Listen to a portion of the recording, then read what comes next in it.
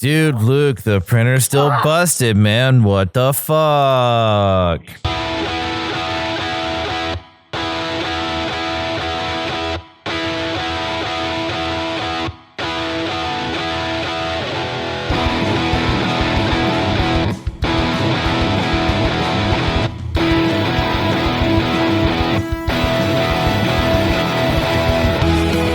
How's it going, everybody? Welcome to episode 114 of the Topless Robot podcast. My name is Ryan.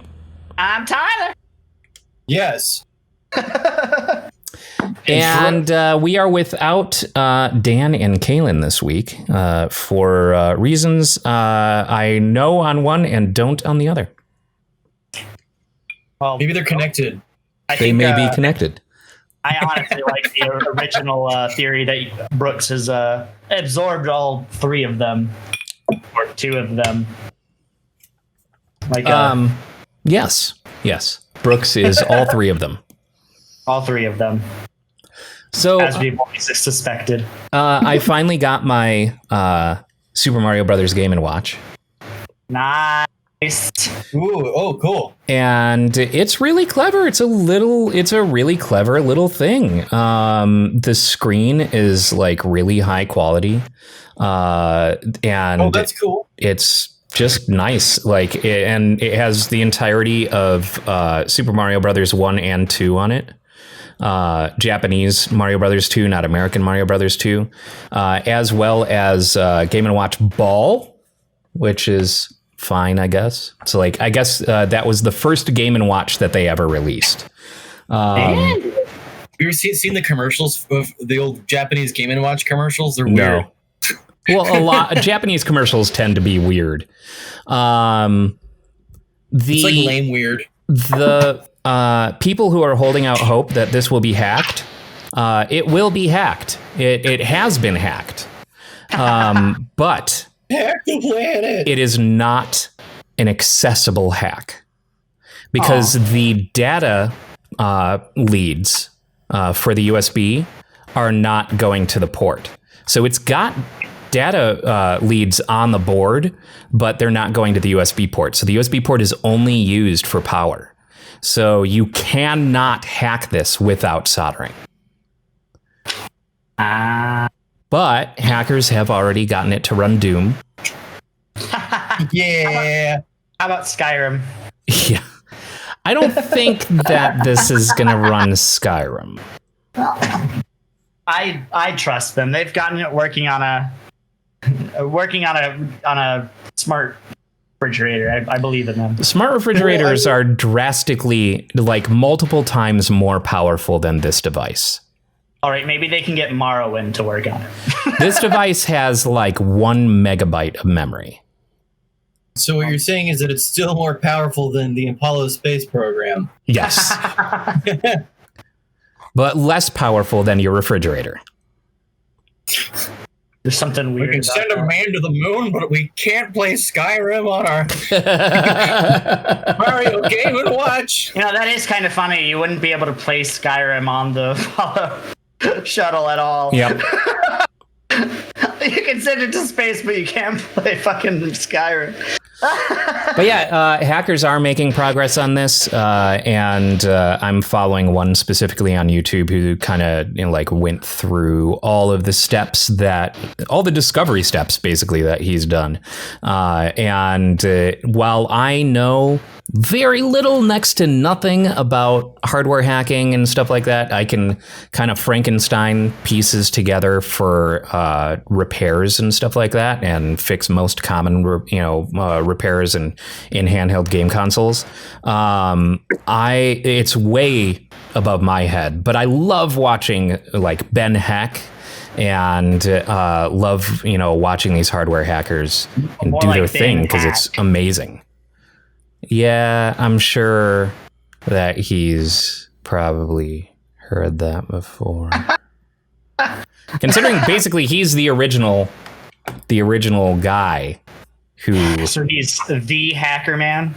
Ben Heckendorn in 2000 released or put out into the wild on the internet a handheld Atari 2600, where you just slap the cartridge in the back and everything like that.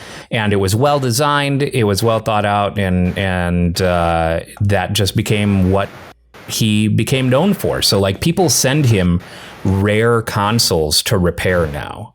And he'll film himself taking them apart and kind of seeing what ticks, like how they tick. And he'll take the raw video signal out into his oscilloscope and like point out where it is on the oscilloscope.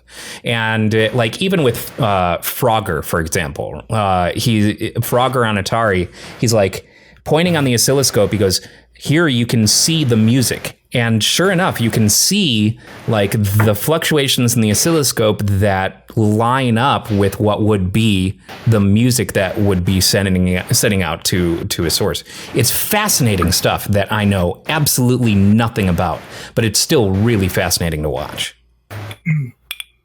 The magic of video games. Yeah, I just play them.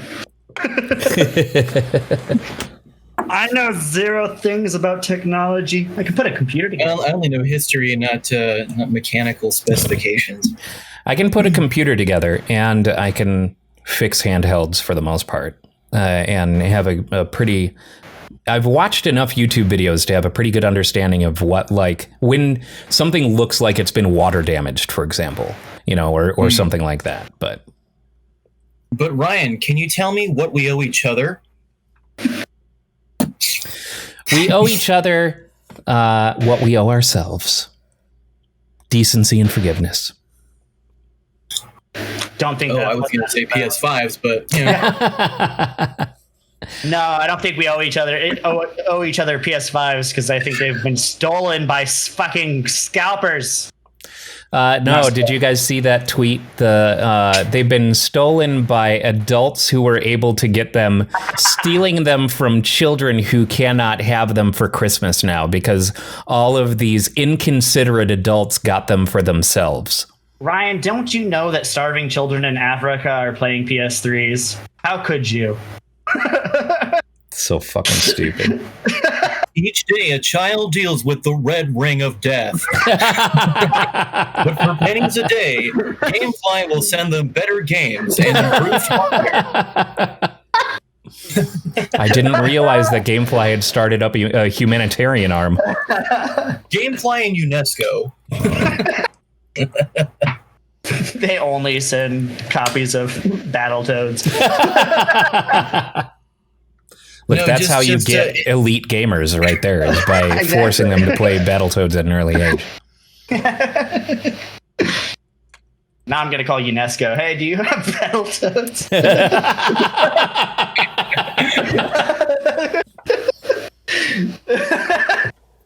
God. So, survive that joke.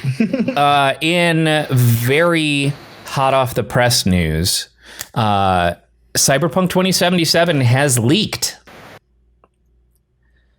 Apparently a guy just like went live on Twitch with it like an idiot. I just really quick before you move on, I do appreciate that it almost seemed like you were waiting for reaction times there. Cyberpunk is leaked. Anybody?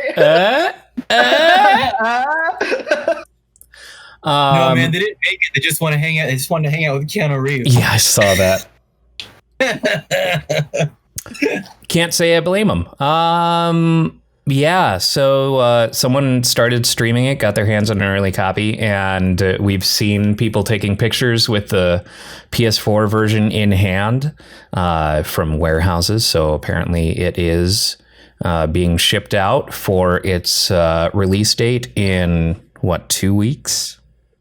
Yeah, it looks like we're about 2 weeks away from the release date. So very excited about that. I'm very going to be playing it. Yeah, my roommate Aaron, who, as you know, is the guitarist for the Mini Bosses. Mini Bosses have been working on a new album called Stat Demon for some time now, for the better part of this year. We talked about Stat Demon.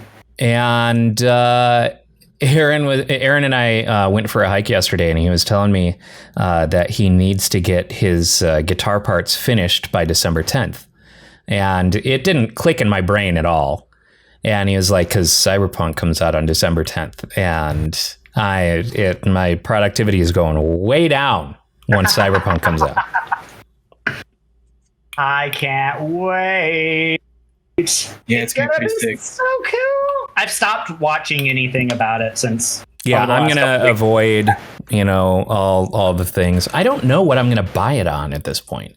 Like maybe PS5, or maybe Series X because Series X is the more powerful hardware, or maybe PC because my PC is the most powerful hardware in the house. I just want to point out this is probably the most first world problem I have ever heard of in my life. Oh, Dawn, I have to purchase 7 different copies of the same game. Oh my. I'm not sure which one. Why not get all over them? I fear I do not have enough champagne to fill my Olympic swimming pool 5 times a week anymore. I didn't buy the new console generation on launch day for both because I wanted them. I did it because I had to in order to be able to talk about them. It's going to be a rough Christmas this year. Unfortunately, I cannot afford to purchase an extra copy for my butler. Jeeves will have to continue playing on his PS4 like any other plebeian, unfortunately. Fucking plebs. Oh, you have to use your hands. Baby's toy. Yeah, Jasmine says that's his excuse for everything he buys. I mean, really, though, I just need to actually start making videos and all the things that I get so I can, do proper journalism.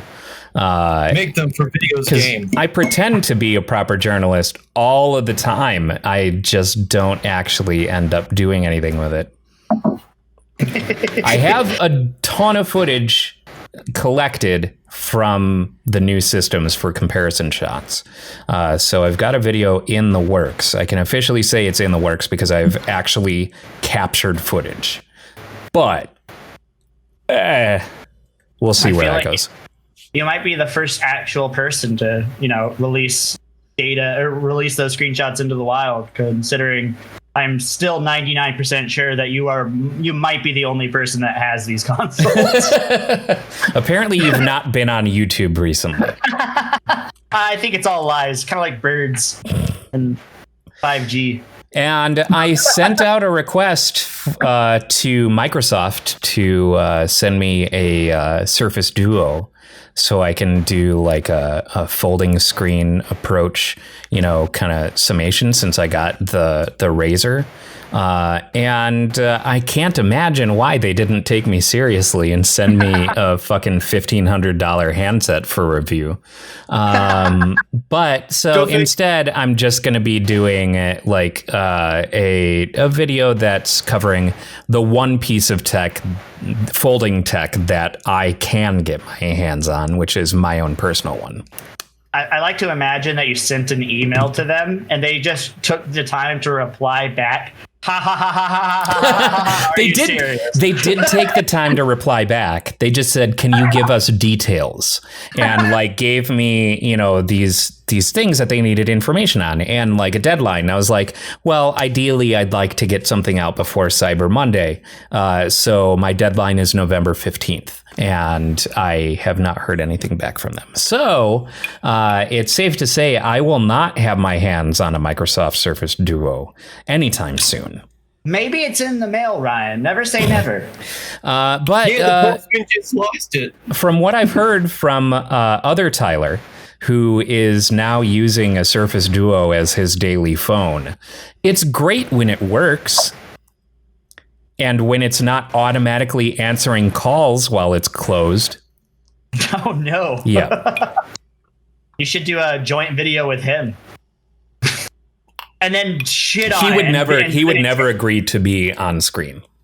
Tag Microsoft in the video of you guys shitting on the phone. And just be like, this is what you get when you don't send me free shit. Put work suits on and then just slap something over you guys. I mean, really, I just want to do like kind of a comparison of the different approaches that different companies are taking to this, because like foldable tech is the next horizon, right? It's clearly, it was bigger phones and higher resolutions and greater pixel densities and then higher refresh rates.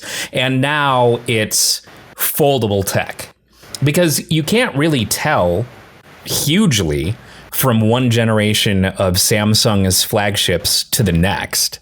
There aren't drastic changes. Just little things. Everyone's doing the candy bar style and has been for over 10 years at this point. And so now foldable tech actually throws in an interesting, new/old way of interfacing with our technology, and interfacing specifically with something that we interface with on a daily basis. Like your phone is probably, like the closest thing to a virtual assistant that you have, right? Like it's the thing that many times throughout your day, you're just going to ask Navi what's going on. So the different ways that different companies are approaching the same solution, I think, is really interesting, because like Microsoft isn't even going foldable display. They're going like, this is a book, and which achieves effectively the same kind of thing, but is also very different in the way that they're achieving that. I'm still waiting for those slappy bracelet phones that they showed. Yeah, God, that was like concept from 2010, right? Like that was a long time ago. And I remember that being the coolest idea. Just like you take the phone out, it's a watch now. You take it up, you stretch it out, it's a phone. Like, honestly, we're getting there, because seriously, I've fucked around with this. And I'll probably go into greater detail if I ever make a fucking video on it. But like, so the display stays open for a while, so you can kind of do one of these, and it's just this weird sort of sensation to scroll up through a bend like that, right? That's weird. I feel that is kind of weird. I feel kind of uncomfortable. And honestly, so this is the second generation Razr, so it doesn't have... So one of the problems with the first generation Razr was that when it closed, this portion of the screen where it bends would kind of pop out a little bit. And this doesn't do that like pretty much at all, but you can still wedge something under there. So I took a card and just kind of put it underneath. It doesn't impact the display at all, but it shows off how fucking razor thin the display proper is. Almost like you have a razor. Yeah, right. Hey! It's the name of the product. Insert Leonardo DiCaprio meme here. But probably the best feature of this thing, and the most entertaining thing, and I can even have it in my settings thing, is this retro razor. That's so weird. Oh my God. Make it play Funky Town. It reminds me of when I was being shoved into lockers. We're back in 2005, or whenever when did I have a Razr? Yeah, it was about 2005. It reminds me of all the books that were knocked out of my hands. The trash cans, the swirlies. Oh God. But honestly, like, spoiler for the conclusion of what that video is going to be, this is hands down the best phone I've ever had. I just got the Pixel 5, which... How's that been for you? I like it a lot. Because that's 5G, right? Yeah, it's 5G. It's got like the nice, like full, all from like side to side, top to bottom display with just the pinhole in the top instead of a notch. Okay, sure.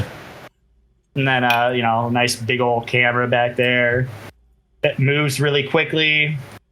my favorite part so far, and I know that the battery I'm sure will start to degrade at some point, but I basically didn't charge it for 2 days and it kept working. Like it was down to 15% yesterday after not charging it since the day before in the morning. So I was like, this is pretty sweet. And I've been, nonstop messing around with it. So it's not like I've not been doing anything with it. Yeah, right. So it feels good. And they got rid of the physical space for a home button at the bottom, or not obviously it was a digital number before, right. But now it's all the so it's Android 10. Mine does the same, where it uses the gestures for closing out an app or cycling through apps and stuff like that. Is that edge of the screen kind of behavior? Yeah, it's actually Android 11 because the Pixels get the first. Is that 11? Yeah, it's 11, and Pixels get it first.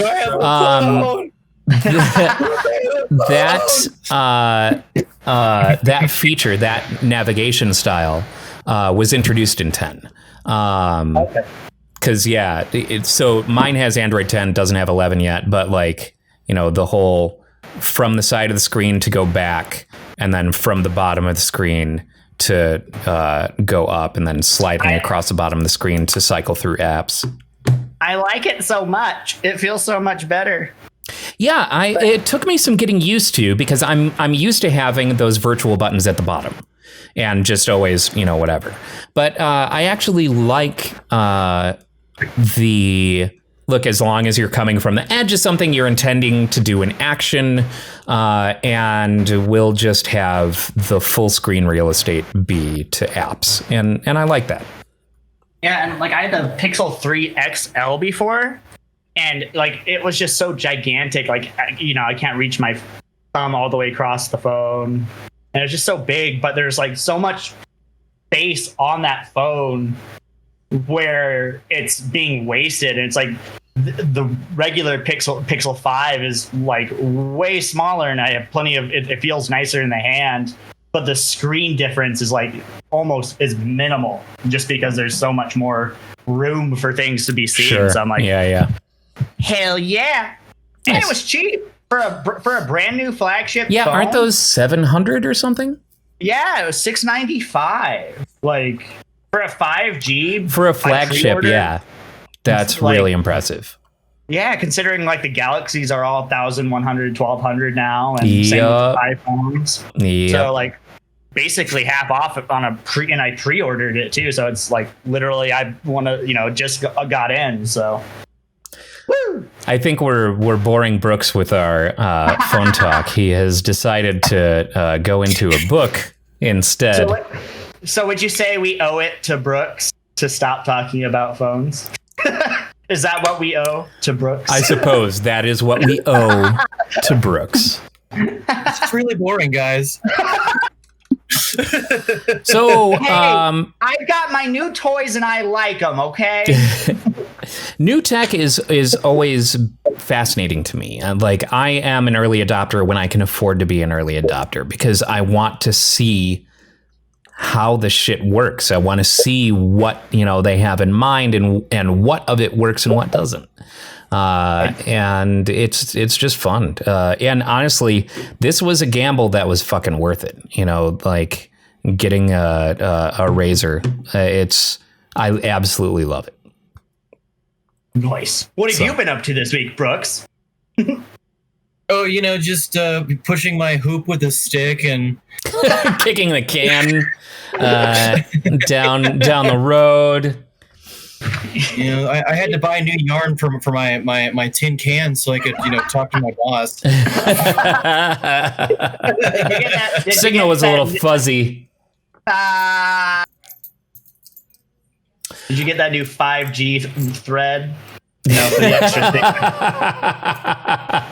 5G? What are you talking about? We'd be counting thread count for signal strength. My 500 thread count. Organic tether. No, I just worked. I had to go to work today, so I've been at work reading this boring ass book because it's It's like, oh yeah, no problem, right? I'll be able to get into this. It'll be anecdotal. No. Nope. I just want to point out, Cheaty would be disappointed in you. Cheaty would be extremely disappointed in you. Cheaty can go fork himself. So, I did finish Ted Lasso. No spoilers. I'm not done. And I recommend to everyone to at least pick up a trial of Apple TV. I'm not one to usually like shill for Apple or anything like that, but there are a handful of Apple TV originals that are worth that. And one of them is Mythic Quest. Another one is Ted Lasso. And especially right now, I feel like Ted Lasso is the feel good that we need in the current state of the world. We're in the middle of an increasingly worse, pandemic. And Ted Lasso, fortunately, steers clear of all of the idiot tropes that make you laugh at someone. Like, I feel like in the series, you're never laughing at someone. You're always laughing with someone. The jokes are always inclusive and fun. The setting is interesting, and weirdly, you said based on an NBC Sports skit that they did like 10 years ago. Mm-hmm. Like, all of it is just fun. And that doesn't mean that there's not conflict. There's definitely still conflict. But it is great. This beautiful, comedic, heartwarming kind of thing that subverts your expectations, because you're always waiting for things to go horribly wrong because you're so used to comedy at the expense of a character. So I have a question. Is this like laughing with me, or laughing with the characters, actually laughing with the characters, or laughing with characters like people say they're laughing with me when they're laughing at me? No, like legit laughing with the characters, or smiling because something like, I found myself smiling a lot watching this show. So it's good. It's fun. I thought it looked really dumb when it first was being when I first saw ads for it, especially because I was already salty at Apple TV being a thing. But now that it's actually being able to be seen on things that aren't Apple TV, the actual Apple TV hardware, I can see the reason for it. That was no, I actually care. I was like, how does Apple really think that they're going to make this successful by only being able to use it on the actual Apple TV fucking software or hardware? That was dumb. Yeah. And I don't even know that was their original intent. I think I blame my own ignorance on not knowing that it was available on PlayStation platforms for however long that it was. Like, I don't know. It hasn't been available all that long, man. Like, oh, really? I looked for it because I wanted to just watch that Tom Hanks movie. Yeah. Greyhound. Mm-hmm. And I don't think it was available at the time. So I remember it. When they were initially like advertising for it, it would always say only on Apple TV. Like that was always on the ads. Like it was like at the bottom. It always said only on Apple TV. So yeah, I don't know how long that has been. I'm not sure. But it also seems like they're taking kind of an Amazon approach from a content perspective, where they've got their originals and then they've also got channels. So you can also have your Showtime subscription be through Apple TV. You can have your AMC Plus, your CBS Anywhere, your whatever, all these different channels that Amazon offers are also basically mirrored in the context of Apple TV. Yeah. All right. Well, I'm going to have to check that out. Though it sounds like HBO is going away. HBO is not going to be part of Amazon channels anymore. I saw that. So I expect it will probably not be a part of Apple TV channels either, if it even is now. It's I feel like this is a move that they need to make after they fix their bullshit app. Their app is garbage. Like 90% of the time I fire something up, I tried to watch Obsidian, the new Adventure Time oh, that's right. I forgot thing that came out on Thursday. And anytime when I open the HBO Max app, it'll be slow to start. The audio will be out of sync, and it will take, no joke and no exaggeration, 10 minutes to back out of the video because it's so bogged down and it basically crashes. It is a worthless app. I don't have that bad of a problem with it. It's been terrible, man. It's been absolutely terrible. I'm occasionally inconvenienced with like audio issue every now and then. It's not nearly as bad as fucking Disney Plus, though. Ugh. Disney Plus, I've had no problems with Disney Plus, but like ever since HBO Max came out, even like before I had it on my Shield. So Shield would be Android TV. I had it on my Samsung, which is Tizen. So it would be a completely different app that had to be written a completely different way. I had a completely different set of problems where I, would browse, I'd watch something and then decide that I'm done. And when I hit back, it would be basically at an infinite loading screen. It would never go back to the HBO Max dashboard, basically, for me to choose the next thing that I was going to watch.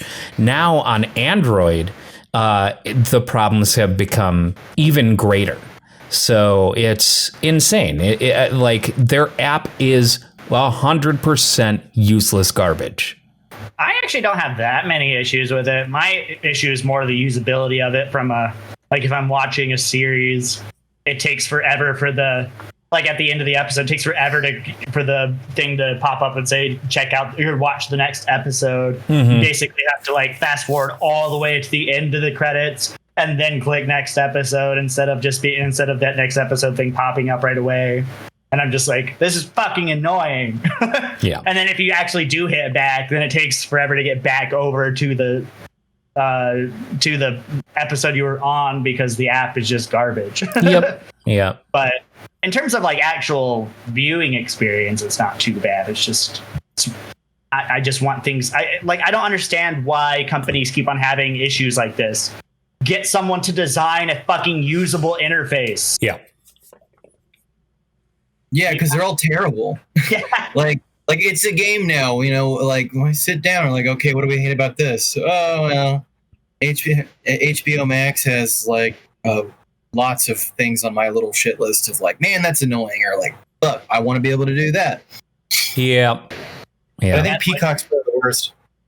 Is it? I feel like Peacock is one of the easier ones to navigate for me. I haven't fired that one up in a minute though, so I don't know. I finished watching what I wanted to see, and I feel like in general, dashboards of apps, like their landing pages, could probably use some work. And ease of finding the things that, getting to the thing that you want to get to from that home page is something that should be a focal point for all of these apps, and it absolutely isn't. No, it's promotion. It's promotion of their products. Yeah. It's like, okay, what's the thing that we want our subscribers to watch?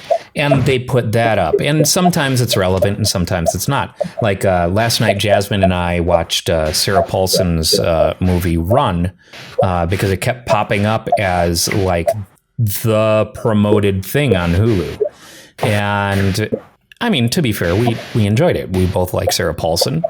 It's a difficult horror movie to watch, but it's good. Did she run for president? Sarah Paulson? What? No. Yeah. No. That was a 5D Brooks joke right there. Our simple I'm disappointed minds. by that one. We're going with the. Yeah.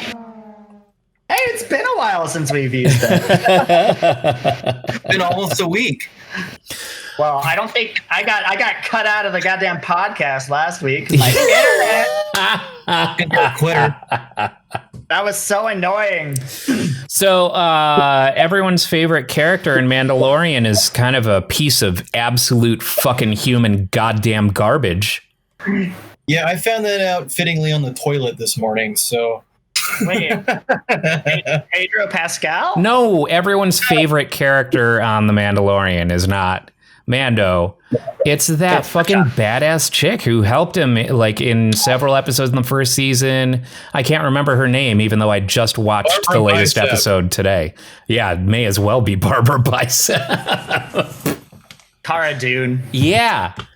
Yeah, Barbara Bicep. She's a piece of shit. She's And a she's kinda fucking garbage human being. I feel like if any of your cast is ditching Twitter for Parler, don't hire them. Yeah, that one seems kind of like a no-brainer. Yeah. People are pretty much just wanting to get rid of her. Yeah. Yeah. She's not Yeah. the best. What sucks is she's a strong female character that's very interesting in the series. It's Yeah, she's not just that interesting. kind of, well, she was part of the rebellion. Like, Oh, well, yeah, that part was cool, but I mean, it's all clouded now for me by all this stupid shit. And I look at right, that that's the character thing and- is like her character is sullied. Like the character itself, I think, is a great character. And it's a really cool character. And has several stories with Mando, you know, where they're working together and they work together well. And it's a shame to see that character sullied by these very loud public statements of the actress who's playing them. Yeah, I just try to. I know I've said it a million times before. I'm just ignoring actors for now. They all tend to come out and disappoint me in one way or another. I would rather have someone else be in that role, but at this point. But I mean, who would you put there, right? Like who would you replace her with? yeah. a new character. Give her an out. Let her go join the rebellion or the new Republic. No. She's already turned down in the latest episode. She's turned down an offer to join the New Republic. Hey, let's watch those spoilers because I haven't. That's seen not it a yet. spoiler. It's not a I've been spoiler. busy working. Instead of think sitting that in you my could get palace playing my PS12. It's an offhanded, you know, small character arc thing in the latest No, episode. they should just put her in an escape pod in an episode and then blow it up. Yeah.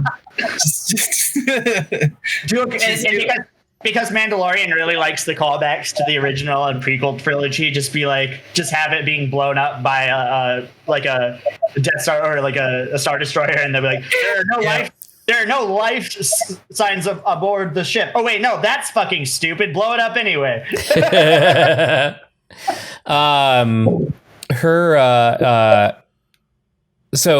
Friday's episode was interesting. It was really cool. I loved it. It was very interesting.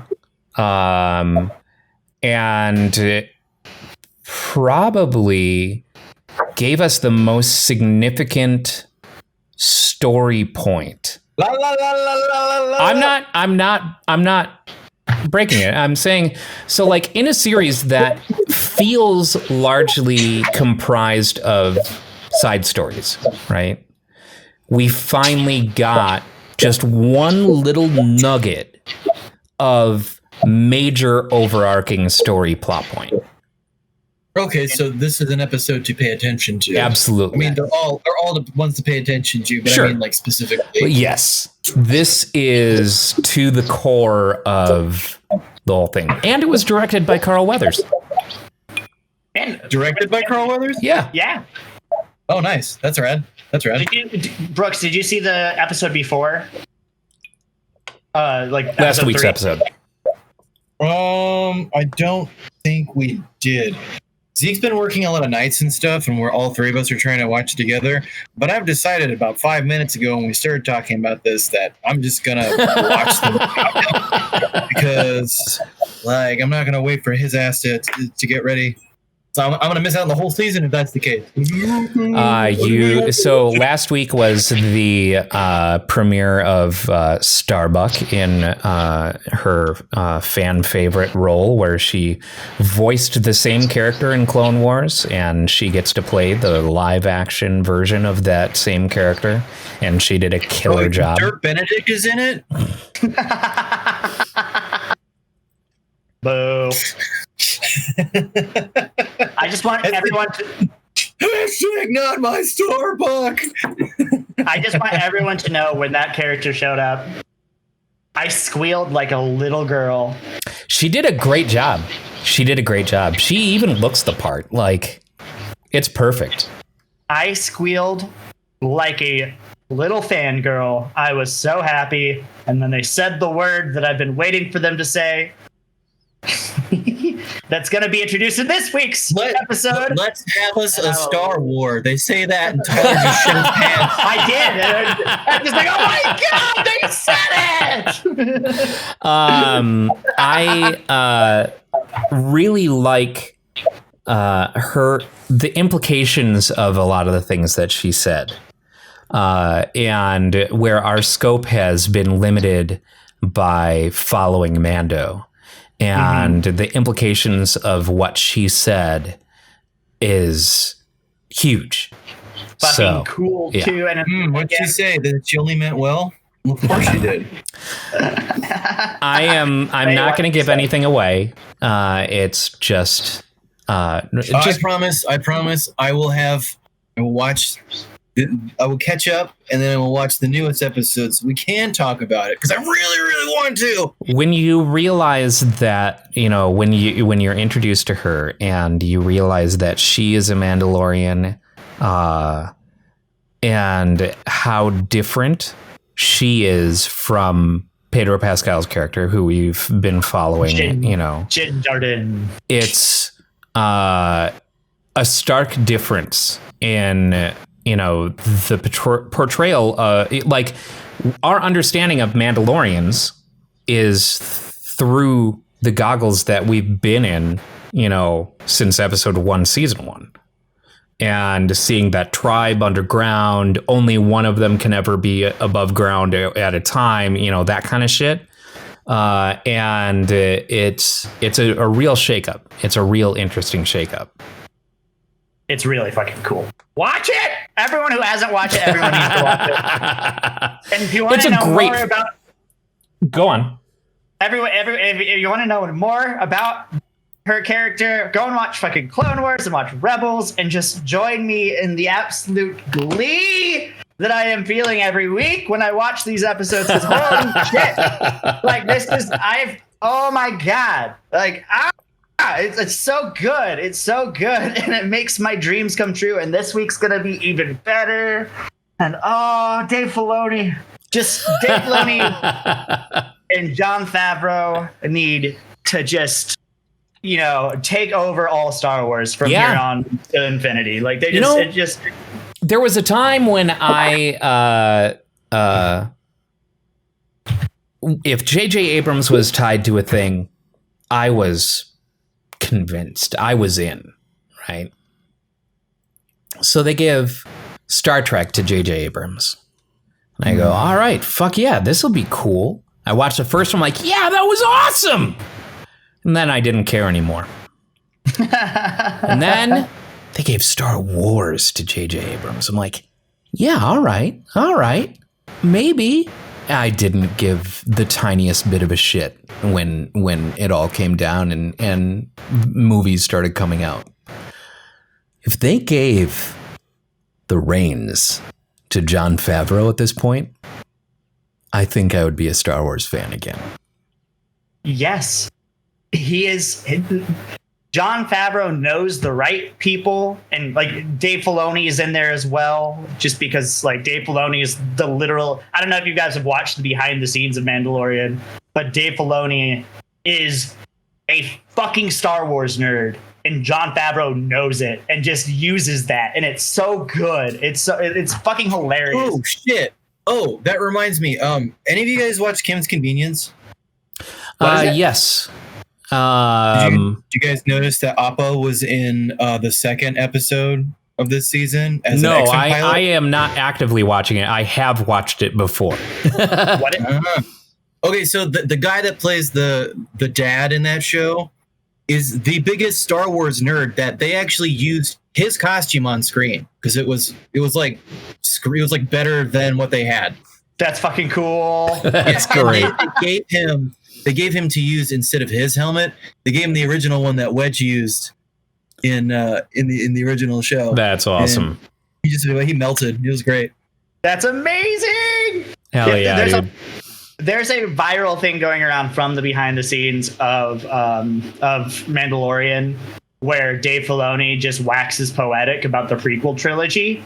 And it was going around when it first came out, but it basically just like, did Dave Filoni just make the prequels good?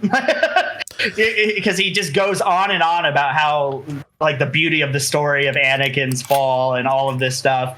And it's like, you just listen, you're like, oh, those movies should have been a lot better than they are. So maybe the fault isn't in the story. The fault is in Hayden Christensen being garbage.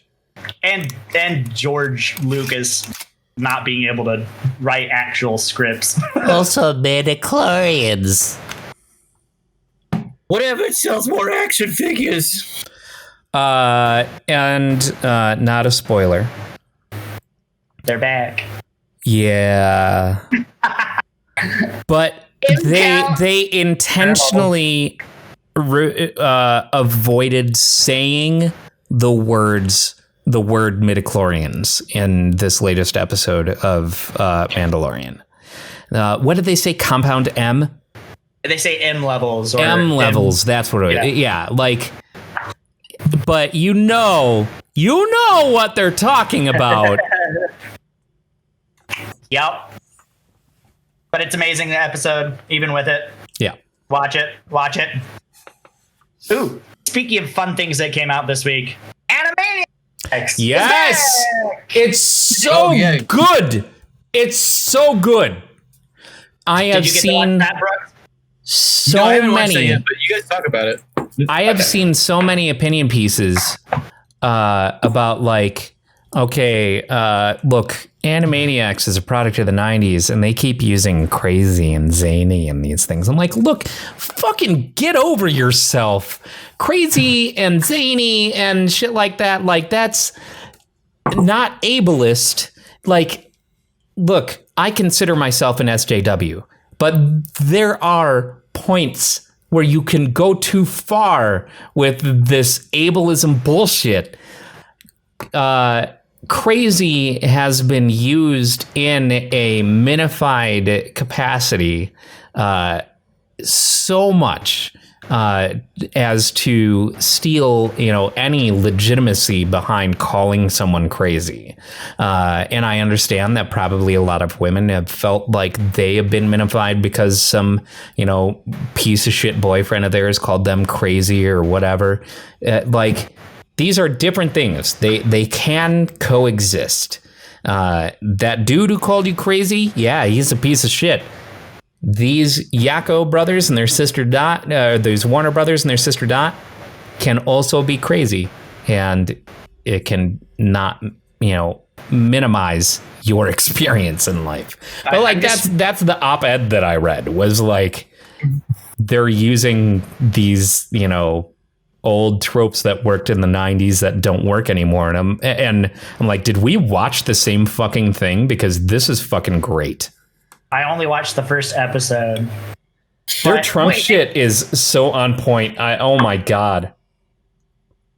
I just found myself singing along with the theme song and just having unmitigated glee about the constant self-awareness of what they're doing with the show. Yeah, because the whole thing, like, they, do this kind of like return, song, and they stop and acknowledge that they're writing it in 2018, so they don't know if Trump is still president or not. Like what? So what do we do? Well, let's just wildly speculate. Hey, we populated Mars and we did this and that, and It's so good. It's fucking great. Live underground and have to eat. All food is made in bars. It's funny. So I have not watched all 13 episodes yet. I've only watched the first. I've watched the first 3 or 4, I think. How many episodes are out? 13. Okay. And they're all like what? Like what's about the half format? hour, Like 20, 23, 22 minutes long. And they all, at least the ones that I've watched so far, have followed the same kind of pattern of Warner hijinks, Pinky and the Brain interlude, Warner hijinks. I have yet to see the return of Rita and Runt. I have yet to see the return of Slappy the Squirrel, or any of these beloved Animaniacs, or Good Feathers, or any of these beloved Animaniacs characters. Do they have Good Idea, Bad Idea yet? Not yet, no. Oh, I love Good Idea. I think about that all the time. Good idea. Bad idea. Oh my god. Oh, I'm so nostalgic watching that first episode. Yeah, I mean, they killed it. They absolutely killed it. I loved watching. Maurice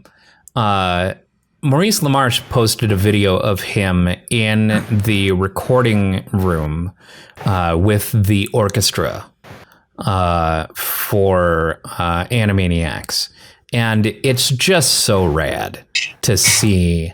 Like it feels like home, and it feels like it aged with us and is making all the relevant jokes. It feels great. And Freakazoid is coming back on Teen Titans Go. Freakazoid. And Chimpanzee. And Tiny Toon Adventures is coming back as well. It's the Tiny Toon Adventures. Oh my god. Now I've got all the fucking songs floating through my head. I might be useless for the rest of this podcast, I'm not gonna lie. We're tiny, we're toony, we're all a little loony. And in this cartoony, we're invading your TV. Fuck. Comic inspectors. Now I can't remember. We crack up all the censors with Tiny Toon Adventures is a dose of comedy. So here's Acme Acres, it's a whole wide world apart. Our home sweet home, it stands alone, a cartoon work of art. Expect I can't remember all of it. Welcome to Topless Robot poorly sings 90s We cartoon. tried to remember 90s cartoon theme songs. That'd actually be a fun little game show. Like, you have to sing. I would never attempt to hum the SWAT Cats theme.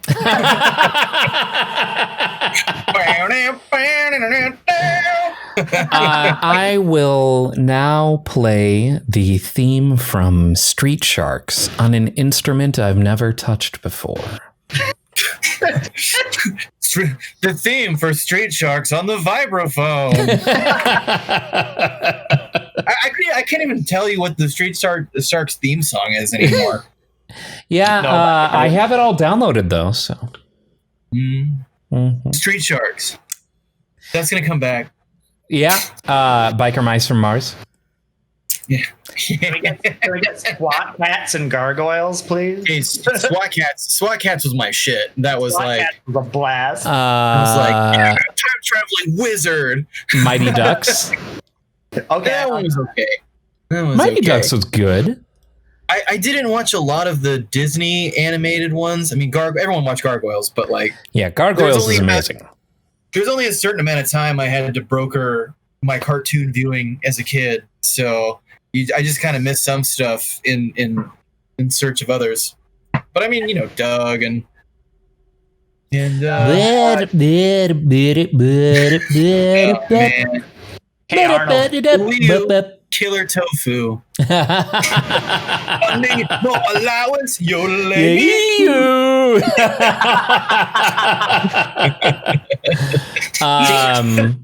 as much as a Disney file as I am and have always been, weirdly enough, I didn't watch a lot of the Disney cartoons either. Like I watched a little bit of Gargoyles. Like Tailspin, DuckTales. Tailspin is so good, and that fucking theme song. Ooh, ooh, ooh, ooh, ooh, ooh, ooh, ooh, ooh, ooh, ooh, ooh. Hey, Tailspin, Tailspin. No, man, it's all about that DuckTales theme. Fucking, I hear that. Well, obviously, yes. I hear that bass line. I'm just like, oh, I know what's coming. And the DuckTales. Bonkers. Bonkers. Yeah, totally nuts. Bonkers. No ifs, ands, or buts, but bonkers. Someone stealing the show.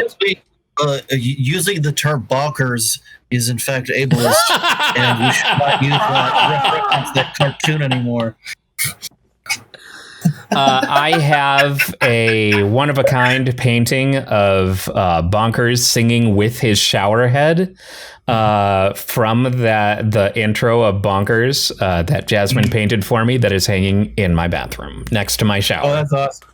Hell yeah. So finish that statement, but like a one of a kind drawing, and I drew it myself, and it's like a stick. You guys heard that Darkwing Duck is coming back. Oh yeah. Yeah. They better keep the theme song exactly the way it is.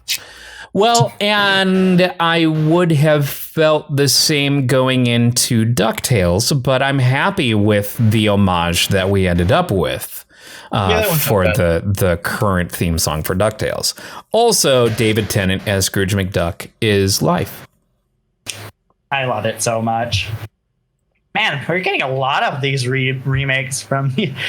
Hooray for being part of the marketed to generation right now. Yeah. So like part of it is great because like these are things that we remember from our childhood and they get to be updated and like that's fun and all.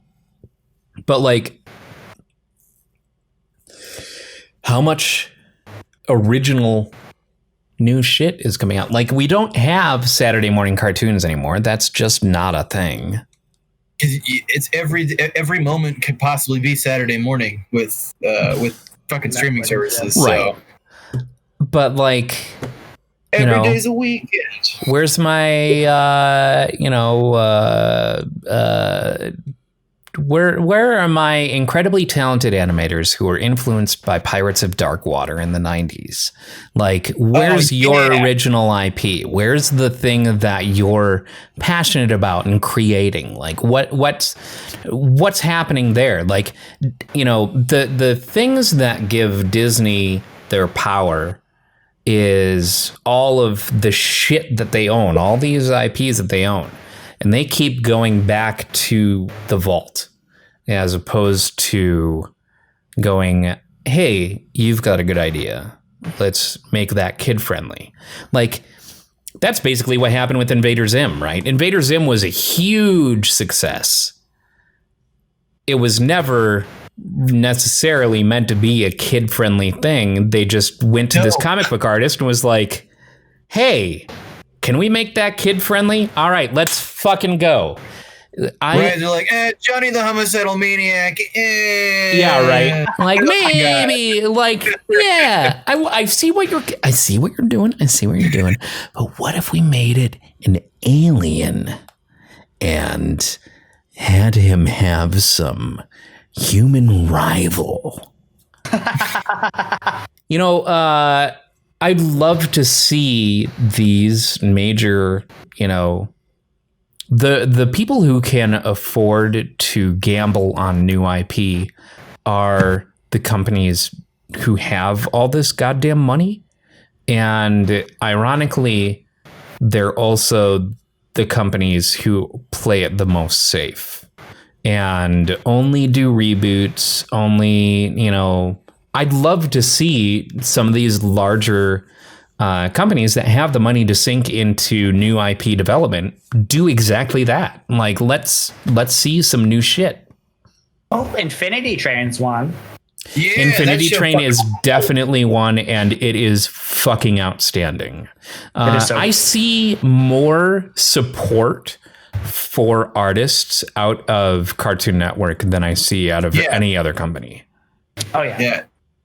But you know that and when with their Adult Swim stuff. I mean, like Primal. Like, who would have thought a show with a caveman and a dinosaur would be so emotionally compelling? Well, Kendi Tartakovsky certainly knew, and Cartoon Network already knew to bet on him. Yeah, I know, but still, I hadn't seen anything out of that guy in a while. Yeah, it had been a bit. But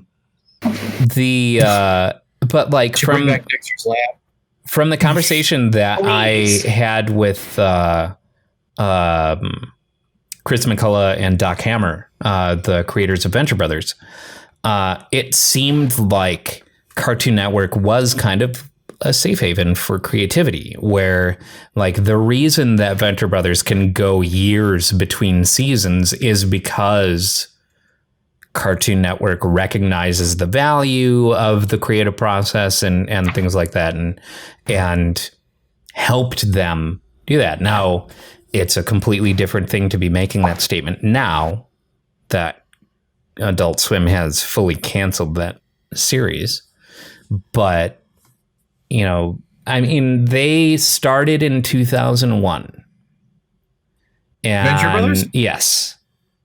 And it's going this okay. Yeah. And they ended in 2020 with 7 seasons. So they were granted a lot of space, a lot of wiggle room. Honestly, that's a pretty good testament to the quality of the show. You know, the fact that you can have 7 seasons spaced out over 19 years, 20 years, and people are coming back and watching it.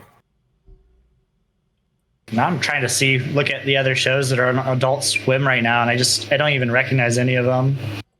Yeah, I'm so tuned out on what they're doing, because part of the whole like we will fund any creative endeavor and that mentality that they seem to have means that a lot of garbage gets out. I'm not a big fan of Squidbillies. They for some reason revitalized Squidbillies.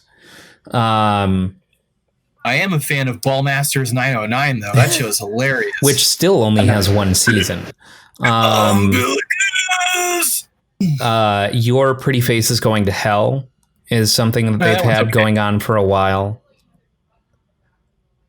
But yeah, it's, I don't know. We basically need more companies with money to burn, like Quibi, to throw all of that money into legitimate creative endeavors instead of, recycling the same old hash shit. Because, yeah, that's the guaranteed sale, right? Like, the guaranteed sale is rehashing popular old things. But the risky sale is creating something new to be nostalgic about 10 years from now. And it's getting harder. Oh, go ahead. It's all about easy cashing in too, because like you bring an old show back, you can sell the old stuff like again. You know what I mean? Like, I can sell. I'm gonna use DuckTales as an example because I've seen a bunch of like DuckTales action figures and shit around, and it's like, oh look, you can buy new ones in this style, but then they have like the classic ones they'll release as well, which I mean I love because that means that I can be all nostalgic and shit about stuff. But like, how do you sell? Like, what do you sell with a new thing right away? Like you can't. And I think part of it is too that just it's gotten so much more expensive to produce media than it used to be. I mean, especially Is that like true? video games. I don't know. I feel like it's easier. Yeah, I feel like it's gotten cheaper than ever to produce media. It depends. Because if you think about the original DuckTales versus DuckTales today, right? The original DuckTales was cell animated. So that means that someone had to hand animate every cell. Versus today, where that process is greatly simplified because it's all done on computers. So the cost of doing these shows has gone down. The cost of doing a quality animated show has gone down tremendously. But I mean, the actual physical cost of making something has gone down. The cost of paying talent has gone way up. Nobody's. Is that true? I don't think so. I think it has, and in general, like it's become a little bit more lucrative as artists get paid pretty decently for these big shows. I'm not saying smaller shows, and I guess it's more in the. I don't know that that's the case, man, because like the joke. Okay, so you want to go on video game stuff. The joke that myself and my roommate Joe used to always have, my old roommate Joe, who is a video game artist, is that I make more money than him because I program and he draws. Yeah, I mean that's kind of the program part. The price of creating a AAA video game is way more expensive than it was in the 90s and early 2000s. I mean, that may be true, sure. That's extremely true. But those... So it's a lot easier to bet on a remaster or a remake than it is to do a new in IP. that context, sure. But also, the kind of other end of that is... the most lucrative entertainment space is video games, period. And is only increasingly so. So these companies are bringing in a whole lot of profit, just an obscene amount of profit, which you can set aside an amount of that to gamble. And you should. An example of that would be Grow Home. Grow Home was a great little gamble that just started as like a physics kind of playground, but by EA. But it was a ton of fun. It was a blast, and it did very well. So much so that it actually got a sequel called Grow Up.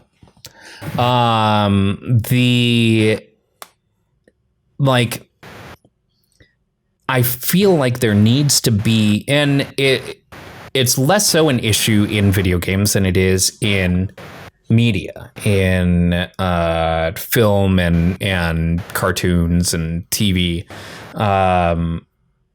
We need to stop rebooting shit and invest in new IP. Well, how about instead of rebooting in video games, the issue is sequels? Like the top 5 most earned. That's the thing, though, is like in video games, I don't think it's as much of an issue.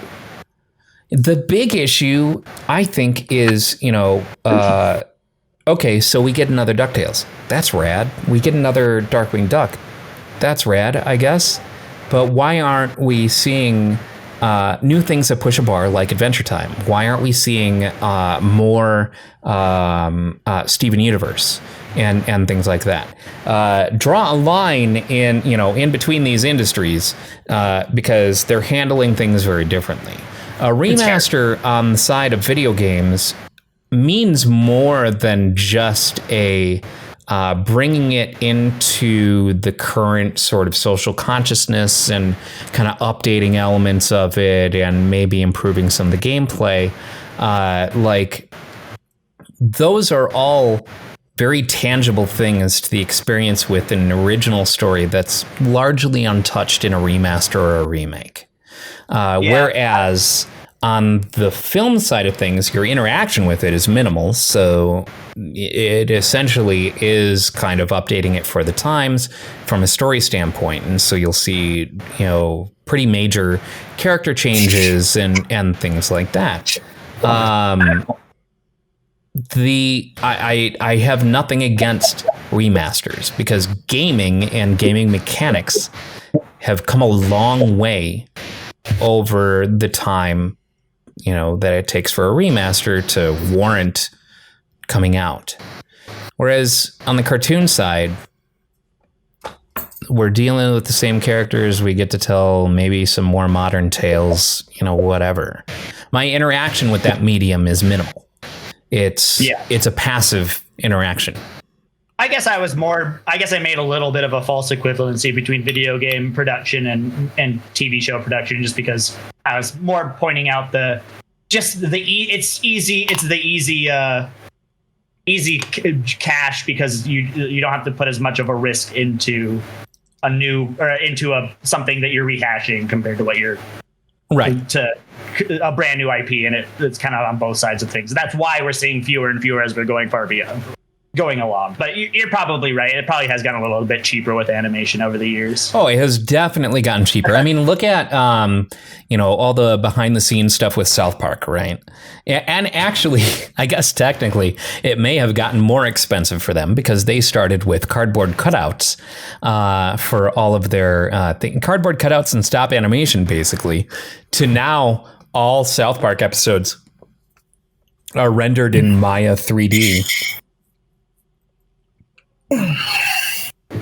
Which is entertaining, but unnecessary. But over time, I'm sure that there's, some money saved there, because you create an asset and, the reusability of assets and things like that. But that's true. That's a good point. Well, anyway, everyone needs to fucking stop doing rehashes and give us some new shit. That's like a nice little bow on top. Yeah, pretty much. And that's an appropriate place to end. Lazy. To end this episode, as we have gotten to the end of this episode. Yeah, make new shit and take risks. Christ. Like, I feel the companies that have the most money in the world are the most risk averse, and it doesn't make sense. Right, I want to see somebody at the helm with a company with all this ridiculous money just kind of go insane for a week. It's Elon Musk is a great example of that. He's like, we're doing this brain interface thing. Cool. No one asked you to. Are you great? If that works out, that'll be wonderful. But really? The SpaceX electric car guy is now going to wire into our brains? I'm here for it. But spend your money to innovate, not recycle. Christ. Anyway. Reduce, reuse, recycle. Yeah, like those things. And end.